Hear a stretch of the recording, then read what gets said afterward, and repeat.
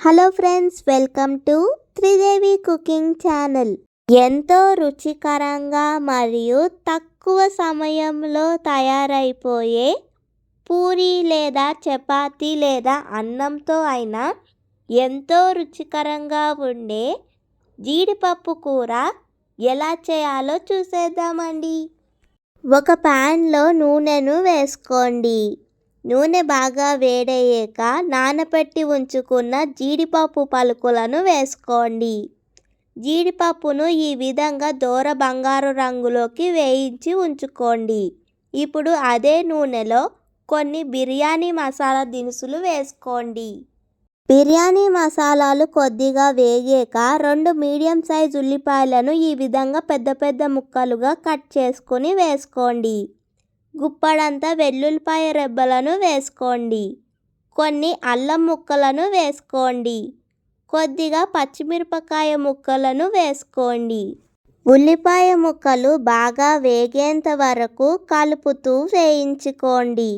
ఉల్లిపాయ ముక్కలు కొద్దిగా వేగాక ఒక పెద్ద సైజ్ టమాటీని కూడా ఈ విధంగా ముక్కలుగా కట్ చేసుకొని వేసుకోండి. కొన్ని జీడిపప్పు పలుకులను కూడా వేసుకోండి. ఇప్పుడు టమాటీలు జీడిపప్పు పలుకులు కూడా బాగా వేగేంత వరకు కలుపుతూ వేయించుకోండి. కొద్దిగా బాగా వేగాక వీటిని చల్లార్చుకుని ఒక మిక్సీ జార్లో వేసుకోండి. మెత్తని పేస్ట్ కింద గ్రైండ్ చేసి ఉంచుకోండి. ఒక ప్యాన్లో 2-3 గరిటెల వరకు నూనెను వేసుకోండి. నూనె బాగా వేడయ్యాక దాంట్లో 1 టీ స్పూన్ షాజీరా వేసుకోండి. షాజీరా కొద్దిగా వేగాక చిన్న మీడియం సైజ్ ఉల్లిపాయను ఈ విధంగా చాప్ చేసుకుని వేసుకోండి. ఉల్లిపాయ ముక్కలు కొద్దిగా వేగాక దాంట్లో సగం స్పూన్ పసుపు, 1 స్పూన్ కారం, రుచికి సరిపడా ఉప్పు, 1 టేబుల్ స్పూన్ వేయించిన ధనియా పొడి, 1 టీ స్పూన్ వేయించిన జీలకర్ర పొడిని వేసుకోండి. వేసుకున్న మసాలాలన్నీ కొద్దిగా వేగాక ముందుగా మనం గ్రైండ్ చేసి ఉంచుకున్న పేస్ట్ని ఇప్పుడు వేసుకోండి.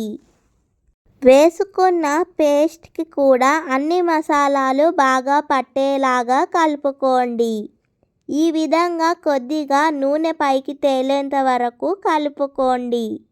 ఇప్పుడు దాంట్లో సగం కప్పు పెరుగును వేసుకోండి. పెరుగు కూడా బాగా కలిసేలాగా కలుపుకోండి. ఇప్పుడు 10 నిమిషాల తర్వాత ముందుగా మనం వేయించి ఉంచుకున్న జీడిపప్పు పలుకులను వేసుకోండి. జీడిపప్పు పలుకులకు కూడా మసాలాలన్నీ బాగా పట్టేలాగా కలుపుకొని ఒక 10-15 నిమిషాల వరకు బాగా ఉడకనివ్వండి. జీడిపప్పు పలుకులు బాగా ఉడికాక ఈ విధంగా నూనె పైకి తేలితే మనకు ఎంతో రుచికరంగా ఉండే జీడిపప్పు కూర తయారైపోయిందండి. చివరిగా 1 టీ స్పూన్ అంతా బటర్ని కూడా వేసుకోండి. బటర్ కూడా బాగా కలిసేలాగా కలుపుకోండి. ఇంట్లో ఏదైనా స్పెషల్ అకేషన్స్ అప్పుడు లేదా పండగలప్పుడు తప్పకుండా ఈ జీడిపప్పు కూరను ఒకసారి ట్రై చేసి చూడండి.